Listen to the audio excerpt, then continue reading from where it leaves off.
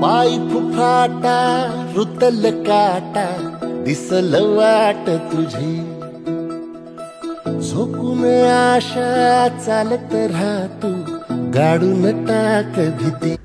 मौलीची जी यात्रा सुरू झालेली आहे त्या यात्रेसाठी आपल्या सर्वांना अंतःकरणापासून शुभेच्छा।